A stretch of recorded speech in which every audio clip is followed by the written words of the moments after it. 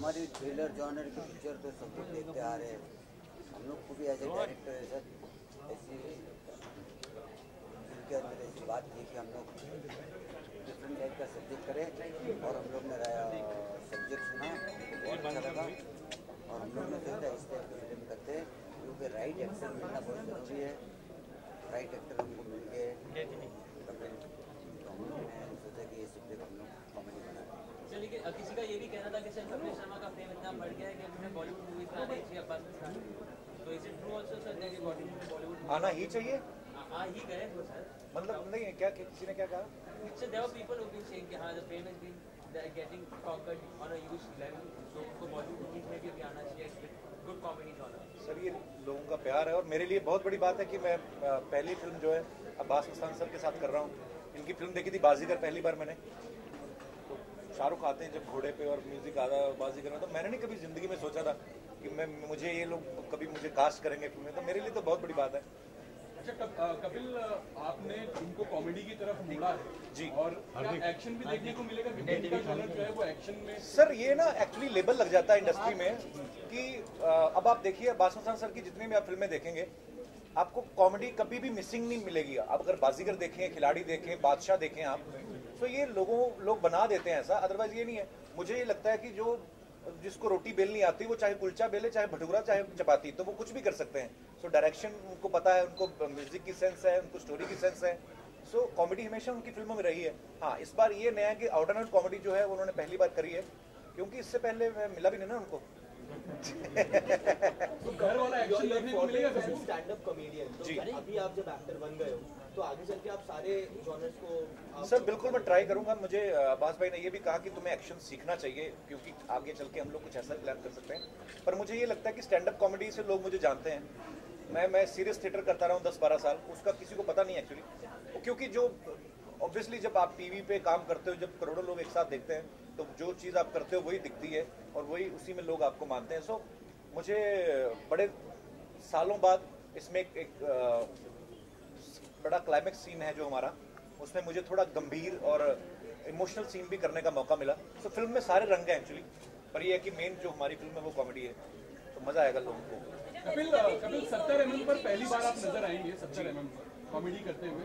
ऐसा कौन सा कॉमेडियन है जिसको आप मानते हैं कि हाँ 70 mm पर कुछ ना कुछ अपने जैसा उनसे रिलेट करते हैं? सर मुझे नहीं लगता कि कोई भी इंसान किसी के जैसा नहीं होता है, सब अलग होते हैं। पर मैंने हर किसी से कुछ ना कुछ सीखा है सर। अगर आप महमूद साहब की बात करें तो वो ऐसे एक्टर थे कि उनका फिल्म में होना ज़रूरी समझा जाता था उस समय। अगर बच्चन साहब को आप देखें तो वो जब कॉमेडी करते हैं तो लगता नहीं कि उनसे बढ़िया कोई करता है, और जब एक्शन करते हैं तो ये भी नहीं लगता कि उनसे बढ़िया कोई एक्शन करता है। गोविंदा सर हैं, अरशद वारसी हैं। सर अरबाज भाई के मैंने ये सीखा कि अपने काम पे फोकस करो, भाड़ में की दुनिया। तो वो अपना बड़ा कूल रहते हैं सेट पे अपना। मैं कभी कभी सोचता हूँ इतनी गर्मी में जब शेव करके आप गम लगाते हो और ऊपर से मूंछ लगानी पड़ती है तो बड़ी खींच आती है, तो बेचारे गर्मी में वो लगा के मूंछ, और अंदर से जलन होती थी और एकदम से कुर्सी को पकड़ के बैठ जाते कि चलो 2-3 मिनट जलेगा उसके बाद आराम से बैठ जाओ। तो बड़े कूल है, तो उनके साथ मैंने पहले भी काफ़ी काम किया है।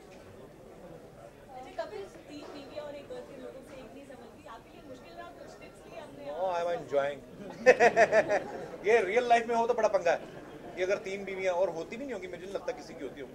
पहले ज़माने में होता था, राजा महाराजा रखते थे 365-400 बीवियां। मैं एक दिन कोई पे तो पढ़ रहा था, मैं वहाँ पे लिखा हुआ था, एक हमारे अमेरिका में कोई रेस्टोरेंट था, उन्होंने सब इंडियन राजाओं की फोटो में लगाई थी कि ये हो गया, वो हो गया, इतने इसकी बीवियाँ इतनी थी इतनी।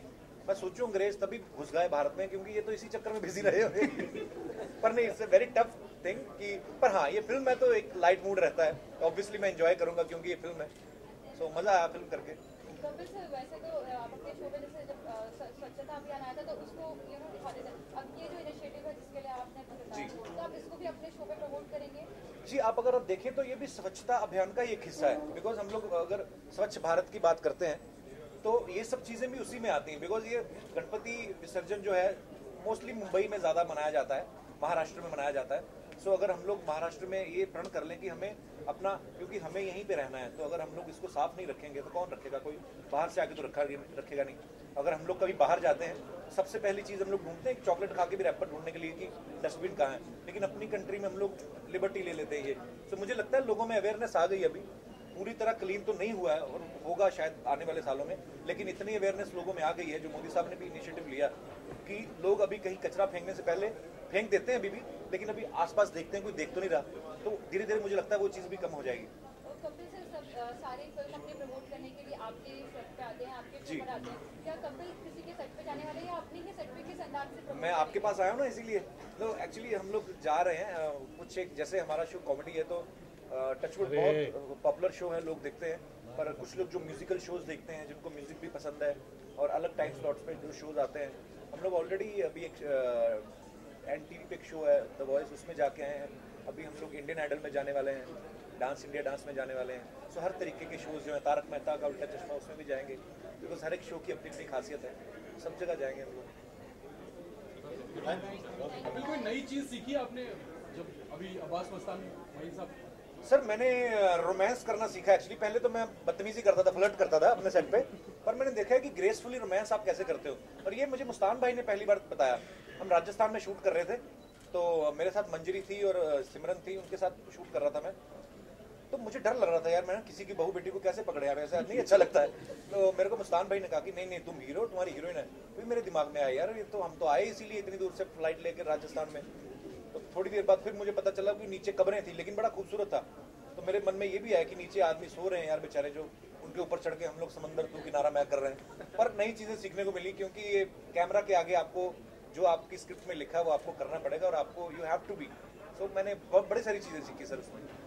एक विश कर दीजिए कपिल, गणपति आने वाले हैं जी, गणपति महोत्सव पे सब तमाम दर्शकों को हमारी तरफ से, जितने भी लोग इस समय में देख रहे हैं, आप सबको गणपति महोत्सव की ढेर सारी शुभकामनाएं, और दिवाली भी आ रही है बहुत जल्द, उसकी भी आपको ढेर सारी शुभकामनाएं, नया साल भी आ रहा है उसकी भी ढेर सारी शुभकामनाएं, जन्माष्टमी भी आ रही है उसकी भी आप सबको ढेर सारी शुभकामनाएं, भगवान आपको खुश रखे, तंदुरुस्त रखे, आपके परिवार खुश रहें और बस खुशियाँ खुशियाँ।